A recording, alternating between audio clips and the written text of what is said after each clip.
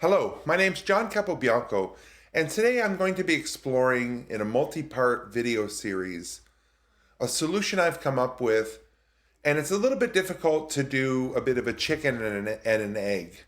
Should I start with the technology used to enable this solution, or should I explore the solution itself?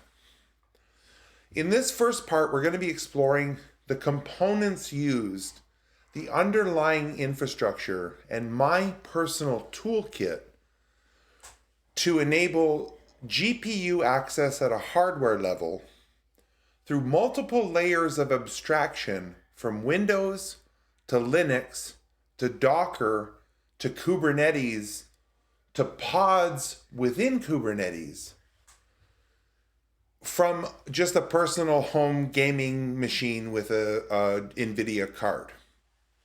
The next part is why I'm even exploring this solution. And it is to provide consensus amongst AI to help improve the trust and the verification and the fidelity of the answers. It's one thing to ask one AI a question. It's another to ask multiple AIs the same question and then ask them follow-up instructions to come to a consensus. So what we can do is get the answers from multiple AIs, feed the answers back into the same AIs, saying, listen, here are the answers from 4 or 5 different LLMs. Given these answers and the original prompt, do you want to refine your answer? Do you want to come to a consensus with the other AIs to homogenize an answer? So we're going to do this in 2 passes. We're going to ask a question, get multiple answers, feed those answers back to themselves with a new prompt, and then come to a final consensus. Given the information we've provided you and the consensus you've come to, do you want to come to a final consensus given these multiple iterations and multiple passes at the information? So this is a lot to unpack, and I appreciate you even just sticking through the introduction.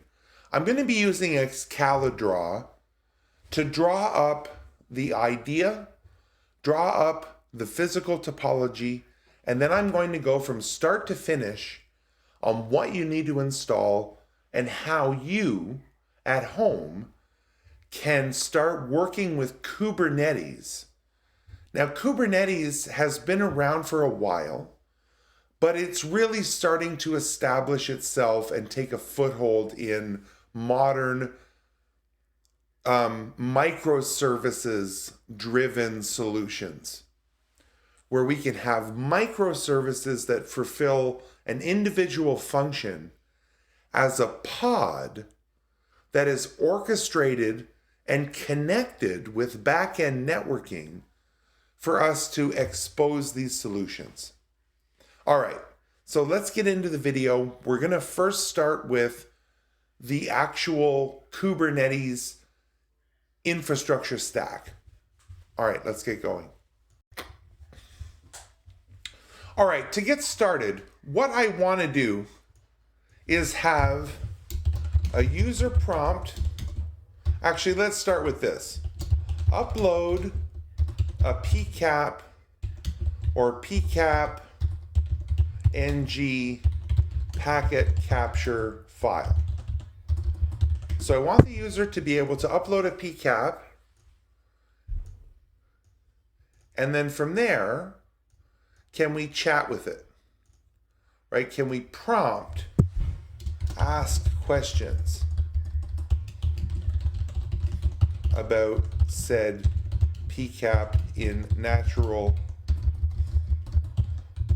language?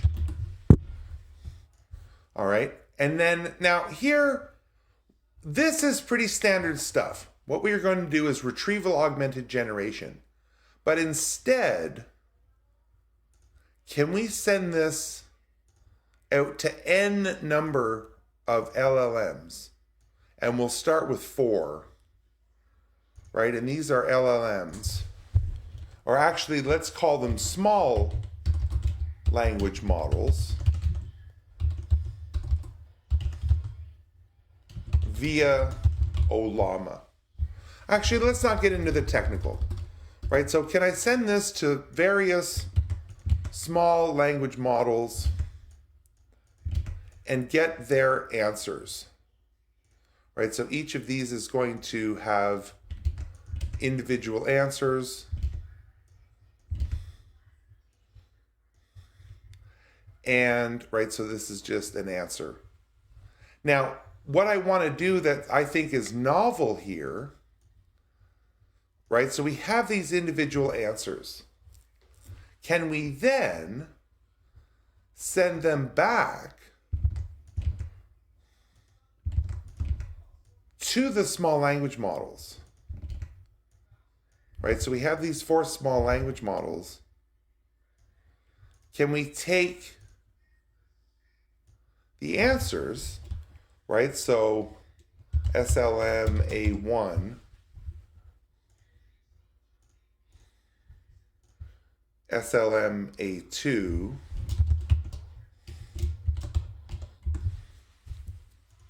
so we're going to have these different answers, right? SLM A3, and finally SLM A4.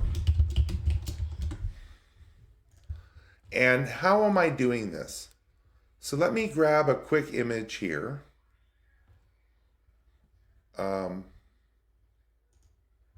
This image here, and paste it into our Excalidraw.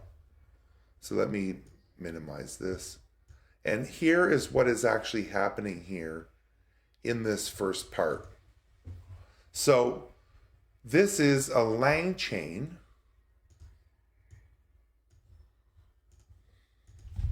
I'm just going to put lang chain rag here. So what happens is we've uploaded the PCAP,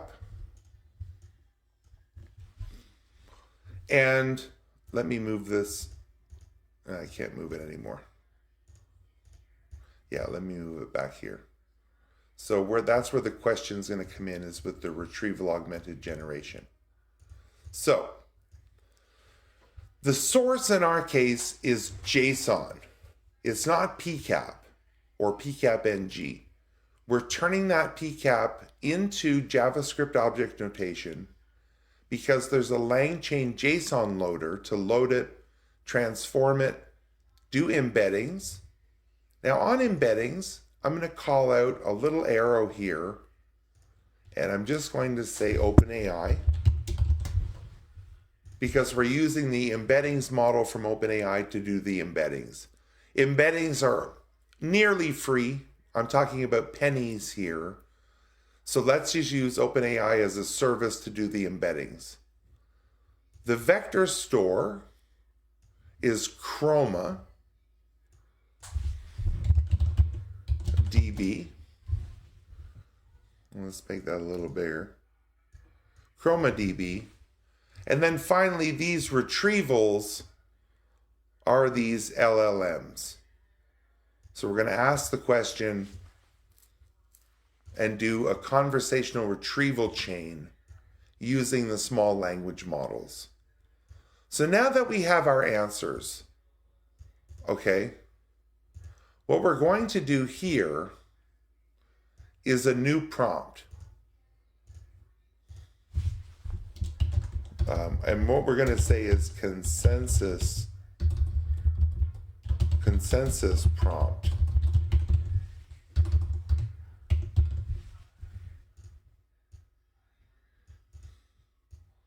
Right, so this is our consensus prompt. It's going to say, given these answers, can you please come to a consensus amongst yourselves as to the best answer? All right, now what we're going to do is, can I copy all of this? We're going to do this iteratively But here, we're going to come to a final consensus. Final consensus. And we're still going to get these 4 answers.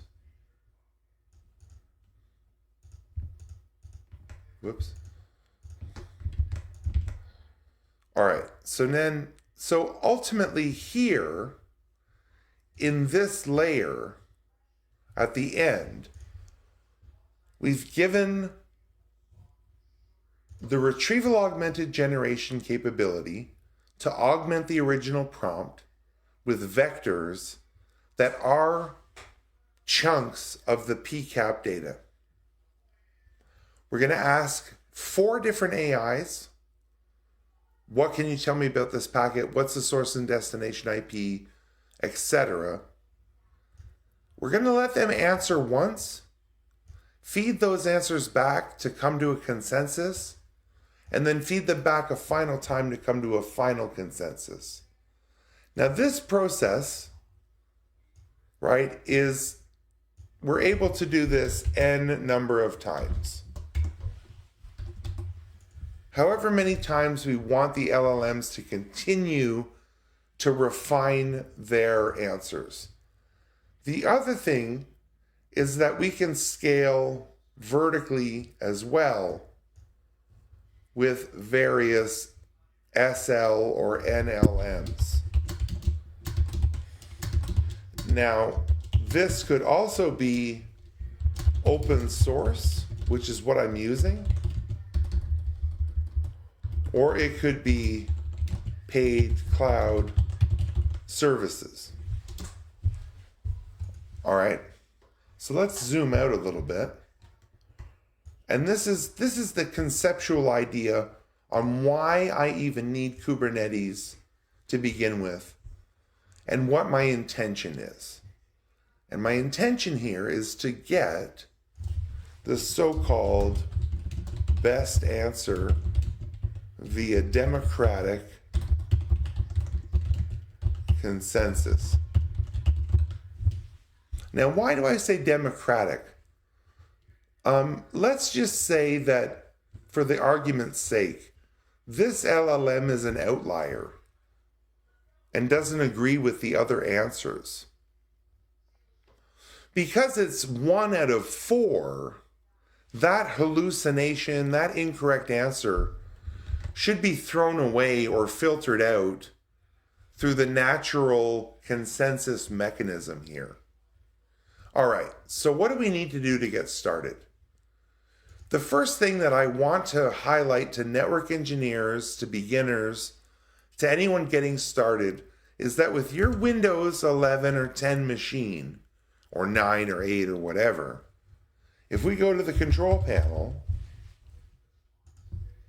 and we go into the programs and features, turn Windows features on or off, towards the bottom, there is this Windows subsystem for Linux. So enable that and click OK. And you're going to turn your Windows machine into a host for a full Linux environment in Ubuntu. So after you've turned on WSL, you should have the Ubuntu desktop, or you can download it from the Microsoft Store. But I believe now, once you install WSL2, Windows automatically gives you this Ubuntu environment. There's a couple of getting started things, including setting your root password for Ubuntu. And think of root as a super user that has permissions to do things like install packages or run sensitive commands that expose information. So you're going to set your root password in Ubuntu. This will give you the ability to run something like this, an Ubuntu desktop inside of WSL. The next thing you want to get is Docker desktop. So you can see this for a variety of platforms. Consider it for Windows is what we want. So that way we can have Docker desktop installed. Now, one thing that you want to do is go into your gear, your settings, and go into resources and make sure that WSL integration is enabled with your Ubuntu environment. So this will connect the dots between Docker desktop and Ubuntu. Okay? Now, in terms of Kubernetes,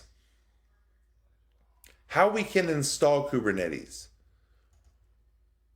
You can, in WSL and Docker desktop, install the Kubernetes engine. However, there is an open request to add GPU support for Docker desktop Kubernetes.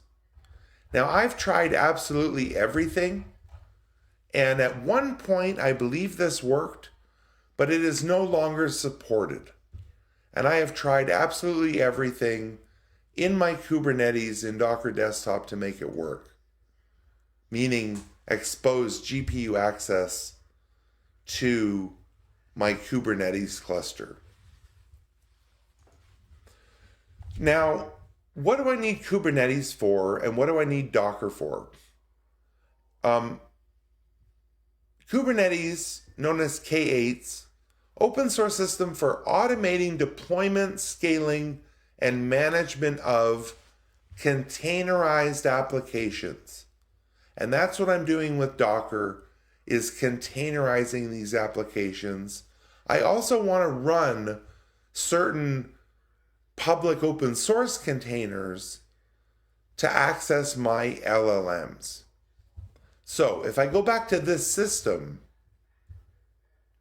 and keep this in mind, right, there's a couple things I want to draw.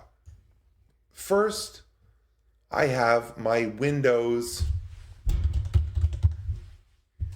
11 outer layer. We've just installed WSL2, Linux via Windows Subsystems for Linux WSL2. Okay, so we have this subsystem, and what we've decided to run is Ubuntu. So let me add another layer in here of Ubuntu. Okay, so we have Ubuntu here. We've now since integrated Docker desktop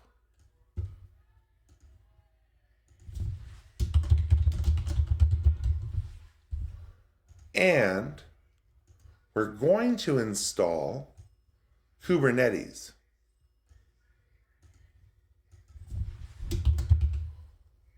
Kubernetes via something called Minikube. Now, inside of my Kubernetes, I'm going to have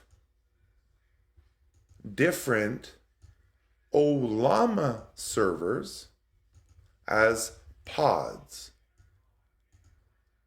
So I have these 4 Ollama pods. Ollama with LLM X. Okay, now that X is going to vary across the pods. I'm also going to build an NGINX pod. NGINX for a reverse proxy. And we'll talk about this as we go. Whoops. I just want to move it. And finally, I'm going to have a front end, really my application, which is a Streamlit app. So we're going to call this packet Kate Kubernetes AI with Streamlit. Now, the key to all of this is that we're going to need GPU access. Right now, GPU is a piece of hardware that through something like Windows, we're going to expose through a driver, right? But I need my Ollama instances through all of these layers of abstraction and my packet capture tool through all of these layers of abstraction. Actually, not necessarily, not that one. But each of these Ollama instances is going to need access to the GPU. So how do we expose that access?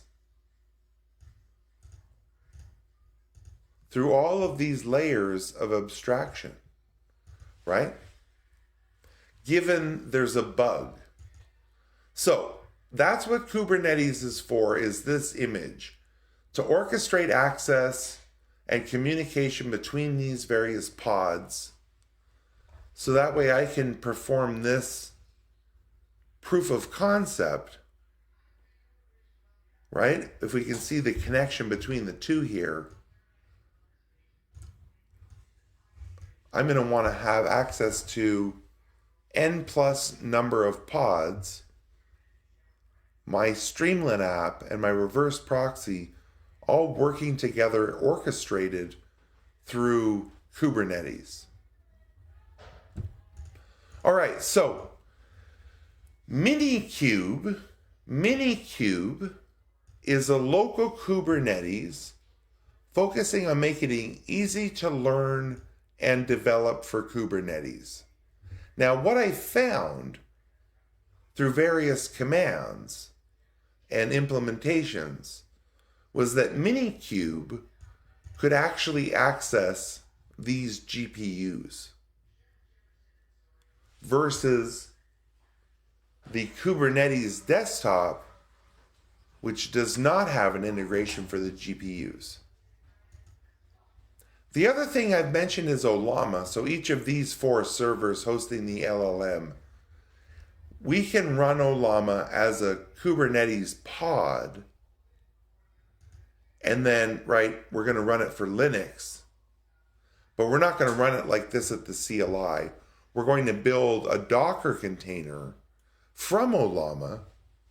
And then we're going to install some of these open source LLM models and have them come to consensus. Finally, I mentioned the Streamlit application, streamlit.io. If we look at generative AI, they have some search with LangChain quick start app. There's some really heavy integrations between Streamlit and LangChain where I can present a front end to ask the questions about the packet capture. So again, if we back up, the original intent is to upload a PCAP, perform RAG against various LLMs, have them come to consensus, and then come to a final consensus using this idea of Windows 11, WSL2, Ubuntu, Docker Desktop, Kubernetes via Minikube, and then our inner pods. Okay, so far we have our Windows host, we've installed WSL2, we've installed Ubuntu, we've installed desktop, Docker Desktop. Now how are we going to focus in on installing Minikube for Kubernetes now that we have Docker Desktop to enable us to set up things like pods? Okay. So I have some notes here, and we're going to look at these notes. The very first thing we need to do is set up the Nvidia Docker 2 connection. So if we go back to our image, we're sort of here still at giving Docker Desktop access to our GPU. So that way our inner layer of Kubernetes can have access to the GPU via the Docker, right? So let's figure out how to get Docker going. What we're going to do is, right, add the Nvidia Container Toolkit repository. So a couple of curl commands to get the distribution added. So that when we sudo get update, it will have the new distribution. And then we can finally sudo apt get install Nvidia Docker 2. And then we'll probably just reboot the system, reboot our Windows machine or restart Docker so that it picks up the Nvidia Docker. Now there's a couple ways we can validate this once we've done that command. In our images, if we start to look for Nvidia, right, Nvidia, we're going to see the CUDA, and we're going to see some Kubernetes devices plugins. But don't worry about those. The key one here is CUDA.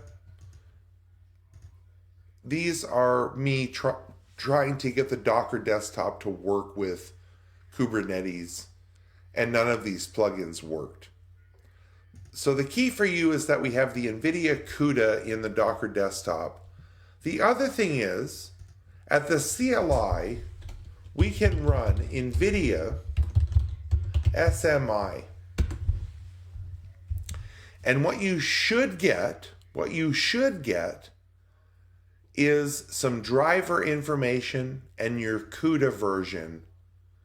And now I don't have anything running, there's no processes. The key here is that we can see that my RTX 2060 has been picked up by Ubuntu in this case, and Docker subsequently. The next thing we want to do is make sure our CUDA NVCC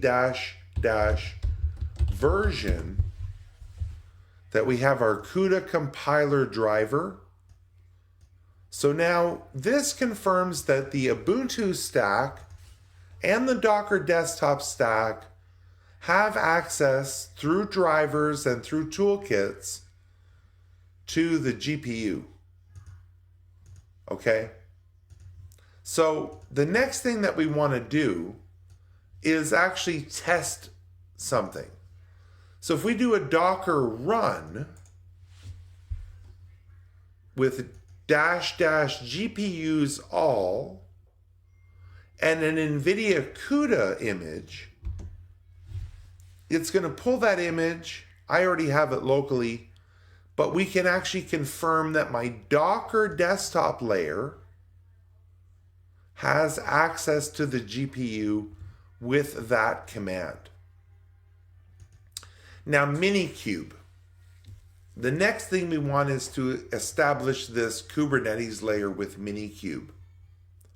So we're going to go ahead and download, which is a curl, the Minikube system. And we're going to sudo install Minikube. And then we can check the Minikube version from our CLI. Hang on. If we just do Minikube version, we're going to see we have Minikube installed. The next thing is that we want to actually start our Minikube. Now this command is actually going to say use the driver Docker, because we want to establish this connection between Kubernetes and our Docker desktop. So use the Docker driver, container runtime is Docker, GPUs all, expose the GPUs, and then some CPU and memory specifications that are going to be specific to your system. I want to give it access to all 16 of my GPUs and give it, 10 gigs of memory. So this is going to build this Docker container. Now, what's interesting is if we go into our Docker desktop, once this is completed, we're going to see a Minikube container. So if I go to my containers, Minikube is up and running, and it has certain ports open. So Kubernetes is not running, it's not integrated with WSL. And you can see my Kubernetes context is going to be Minikube. So I think if we do kube control context, hang on, let me get the right command here. Kube control context.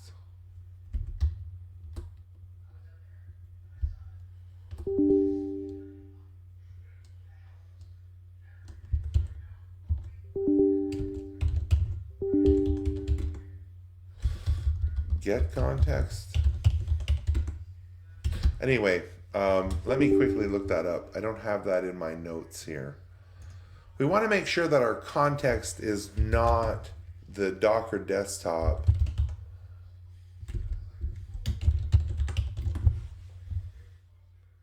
Current context, get context. Okay, let's try that.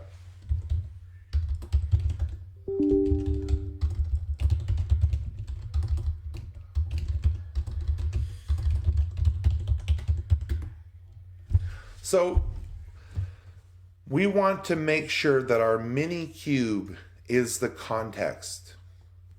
And there's a couple of things. In VS Code, which I didn't explain for you to download, but if you actually go back a step and download VS Code, this is my IDE, my integrated development environment.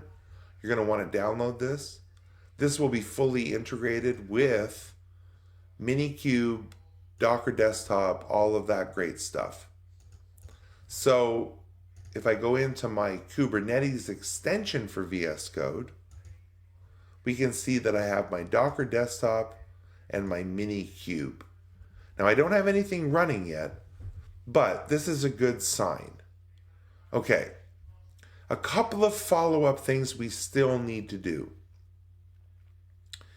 Now that we have a Kubernetes environment, we're going to install the Nvidia device plugin for, and it already exists, don't worry about this error, it already exists for me.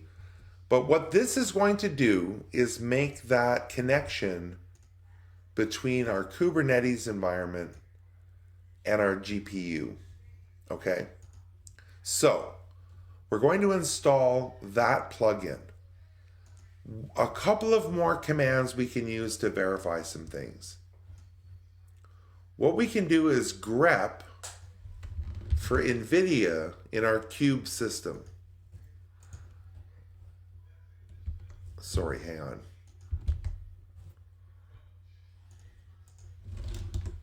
So if we do a kube control, get pods, and kube system grep Nvidia, we can see that my Nvidia device plugin daemon set is up and running.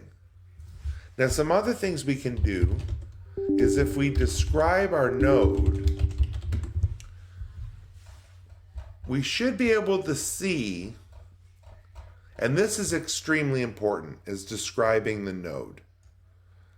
Somewhere under our capacity and our allocatable, we should see the Nvidia GPU as being available and allocatable in capacity and allocatable here. Right now, if we grep that very specifically, whoops, I keep doing that. If we grep that out, we should get at least 2 copies available and allocatable. The other thing is, if we grep runtimes, if we grep runtimes,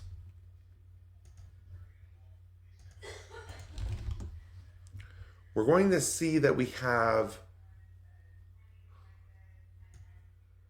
our runtime here for CUDA. Okay, ignore the errors.